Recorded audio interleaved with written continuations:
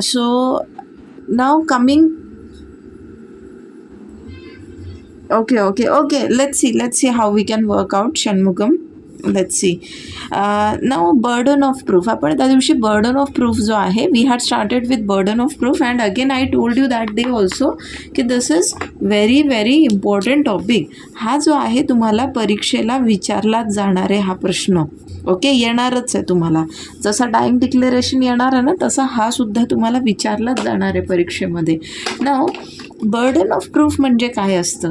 Now that day I have already told you की see there is a litigation और there is a dispute between this two parties. ह्या दोघांमध्ये काय आहे, dispute आहे ना.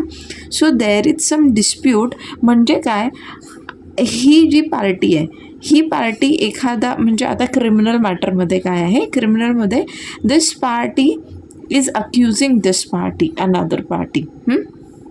ही पार्टी दुसऱ्या पार्टीला काय करते, अक्यूज करत असते. म्हणजे काय, तिच्यावरती ॲलिगेशन्स जे आहे ॲलिगेशन्स लावत असते, आरोप लावत असते. काय ॲलिगेशन्स म्हणजेच काय, आरोप.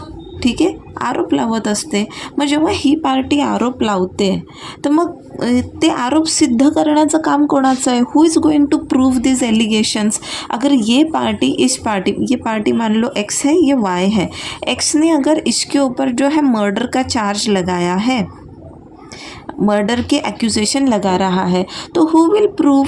ये जो ऑब्लिगेशन है इस चीज़ को प्रूव करने का, प्रूफ कैसे करेंगे, प्रूफ कैसे करेंगे, प्रूफ बाय वे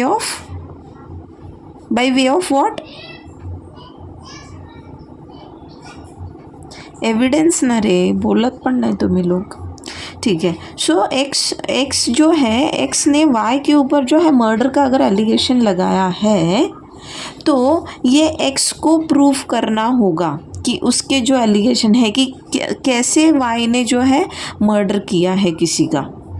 ओके तो ये वाई की ड्यूटी नहीं है कि ये अपने आप को वहाँ पर जो है बेगुनाह साबित करे, ये एक्स के ऊपर बर्डन है. This is the obligation. Burden of proof म्हणजे काय, obligation to prove a fact.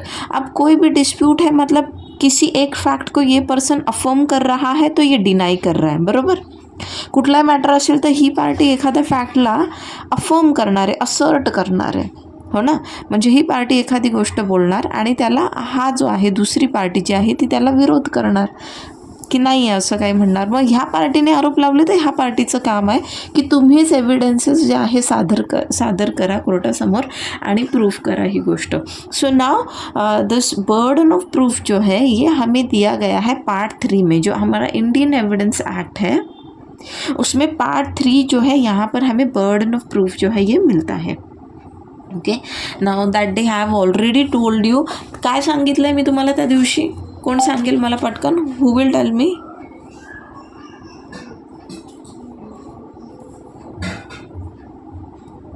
जल्दी बोलो, क्या डिस्कस किया था हमने in the last lecture, in the previous lecture, fast.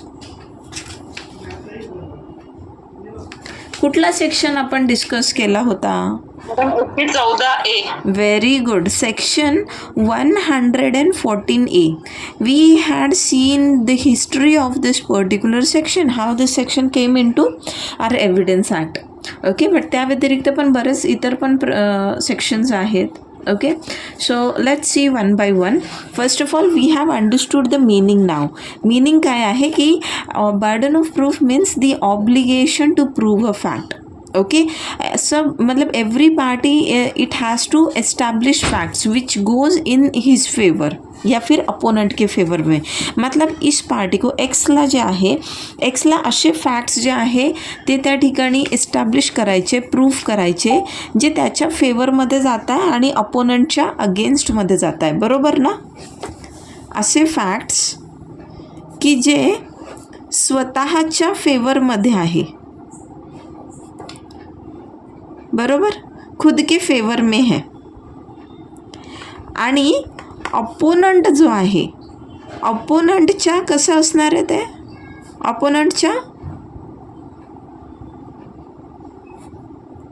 अपोनंटसाठी कसं असेल ते फॅक्ट्स, जे फॅक्ट्स ह्या एक्सच्या फेवरमध्ये, the facts which are in the favour of X person, जहाँ पे एक्स और वाई अपोजिट पार्टी है, तो जो फैक्ट्स एक्स के फेवर में है वो वाई के क्या होंगे? अगेन्स्ट, वायच्या अगेन्स्ट मध्ये आहेत. ठीक है, अगेन्स्ट आहेत असे फैक्ट्स. ओके, तो ये जो चीज़, ये मतलब ये जो रिस्पॉन्सिबिलिटी है, I told you that day, burden का मतलब जनरल इसमें हम देखा जाए तो बर्डन क्या है? बर्डन मतलब ये है रिस्पॉन्सिबिलिटी. Burden means what? कि बर्डन इज़ रिस्पॉन्सिबिलिटी. सो यहाँ पे ये रिस्पॉन्सिबिलिटी होती है उस पार्टी की जो एलेज कर रही है कि सामने वाले ने कुछ क्राइम किया है. Okay, so the principal which goes here is, यहाँ पे जो प्रिंसिपल काम करता है वो ये है कि he who assets must prove it. मतलब जो पर्सन वहाँ पर किसी चीज़ के होने की बात कर रहा है तो उसे ही प्रूव करना है.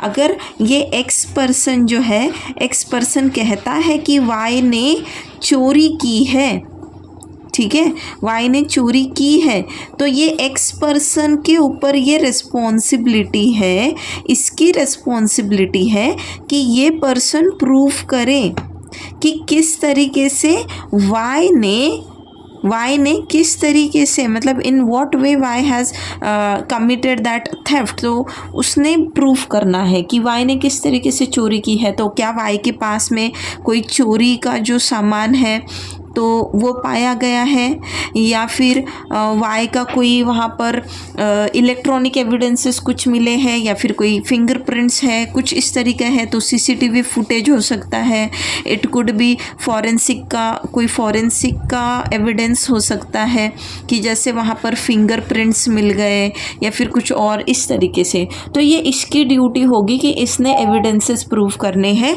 जिस एविडेंस के बलबूते वो अपनी इस जो असर्ट कर रहा है ना, इस असर्टेशन को वो वहाँ पर प्रूव कर सके. Okay, now section 101. तो सेक्शन 101 जो है ये क्या करता है? 101 में हमें मिलता है डेफिनेशन. डेफिनेशन किस चीज़ का दिया है यहाँ पर? Definition is given for burden of proof. तो हमारा जो एविडेंस का एक्ट है यहाँ पर 101 में सेक्शन 101 मध्ये काय देतं आपल्याला? हे डेफिनेशन देतं बर्डन ऑफ प्रूफची. But do we really need to learn this definition which has been given here? तो कोई ज़रूरी नहीं है. मैंने ये जो आपको ऊपर जो बताया है ना कि burden of proof means the obligation to proof. आप बस सेक्शन याद रखते हो कि सेक्शन 101 जो है 101 यहाँ पर हमें मिलता है इसके लिए डेफिनेशन. तो उतना भी काफ़ी है. ओके, एंड डेफिनेशन में आप ये लिखो. अब एक्चुअल में क्या दिया है? बेयर एक्ट हमारा क्या कहता है, मतलब इंडियन एविडेंस एक्ट जो है उसमें हमें किस तरीके से इसका डेफिनेशन मिलता है? How do we find this definition? So it says whoever desires any court to give judgment as to any legal right or liability dependent on the existence of facts which he asserts must prove that these facts exist. अब ये जो है याद रखने के लिए आपको थोड़ा सा मुश्किल हो जाएगा. So best way, burden of इतना लिख दो कि Indian evidence act it defines burden of proof under section 101. Burden of proof means it is the obligation to prove a fact. आप इतना लिख देंगे तभी भी you will get full marks for it. Okay, मतलब डेफिनेशन के marks नहीं कटेंगे. Now they have also given us some illustrations. तो illustrations जो है वो हम ज़रूर वो लिखेंगे. ओके, एव्हिडन्समध्ये, कॉन्ट्रॅक्टमध्ये आपल्याला इलस्ट्रेशन्स जे आहे ते नेहमी लिहायचेच असतात. We need to support our answer with the help of illustrations.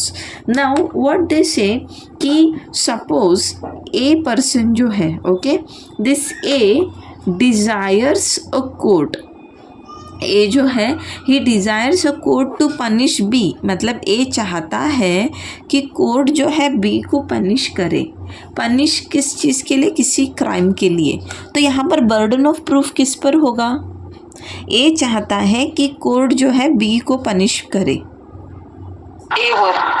Very good. So the yes exactly. So जो बर्डन ऑफ प्रूफ है वो बर्डन ऑफ प्रूफ आ गया ए पर्सन पर, क्योंकि this person wants the court to punish this person for commission of a certain crime. क्या crime है वो नहीं बताया है.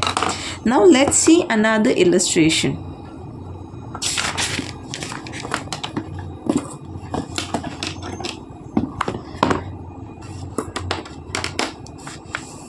Now here a person wants that court should give a judgment in his favor. What judgment?